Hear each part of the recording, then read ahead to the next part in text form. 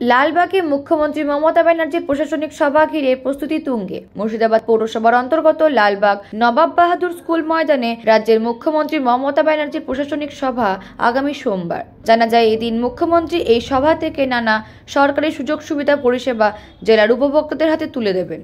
গতকাল বৃহস্পতিবার বিকেলবেলায় চূড়ান্ত দিনক্ষণ ঠিক হওয়ার পর প্রশাসনিক মহলে মুখ্যমন্ত্রীর সভা ঘিরে তৎপরতা দেখা দিয়েছে।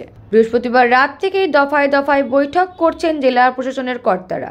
আজ শুক্রবার নবাব বাহাদুর স্কুল ময়দানের মুখ্যমন্ত্রীর সভার জন্য সমস্ত রকমের প্রস্তুতি জোর কদমে শুরু হয়েছে। এখানেই তিনি হেলিপ্যাডে নামবেন, সেই হেলিপ্যাড তৈরির ব্যবস্থা করা হচ্ছে।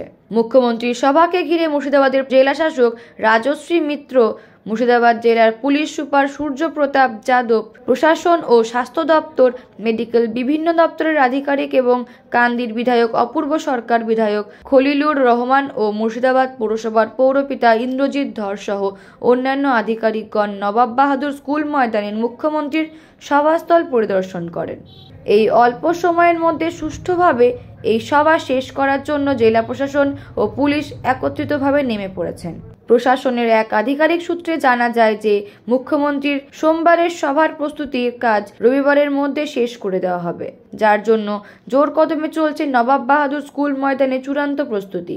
আমাদের গর্বের মানুষ, এই বাংলার নয় ভারতবর্ষের রাইট নাও গর্বের মানুষ তিনি আসছেন। মুর্শিদাবাদের মানুষ আমরা নবাবের দেশের লোক বলি, আর ঠিক নবাবের প্রাণ কেন্দ্রে সেই লালবাগের হাজারদুয়ারি ইমামবাড়ার পাশে নবাব বাহাদুর ইনস্টিটিউশনের মাঠে তিনি আসছেন। আমরা অত্যন্ত আনন্দিত, গর্বিত। 20 তারিখ একটা দিদি অনেক জায়গায় গেছেন, অনেক জায়গায় যেতে পারেন।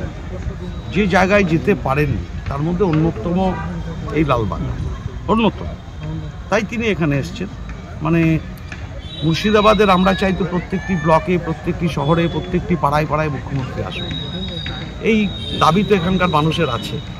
তাই দিদি নিজেই ঠিক করেছেন তিনি কোথায় আসবেন। তাই আমাদের যেটা মনে হয় যে তিনি সব জায়গায় যেমন যান, এটা বাদ ছিল এখানে এসেছেন। আগামী দিনে যেখানে আরও আমাদের অনেকগুলো জায়গা বাদ আছে তিনি যাবেন, যদি আমরা ঠিক মতন পরিকাঠামো দিতে পারি, সেরকম মাঠ থাকে নিশ্চয়ই সেসব জায়গায় দিদি যাবেন। দিদি এটা দিদির পছন্দ। মুর্শিদাবাদ জেলার সর্বস্তরের মানুষ, জাতি ধর্ম বর্ণ নির্বিশেষে সম্প্রীতির বার্তা, ধর্মনিরপেক্ষতার বার্তা, উন্নয়নের বার্তা, পরিষেবার ডালি নিয়ে তিনি আসছেন। সবাইকে সাদর আমন্ত্রণ। বাংলা টুডে নাও।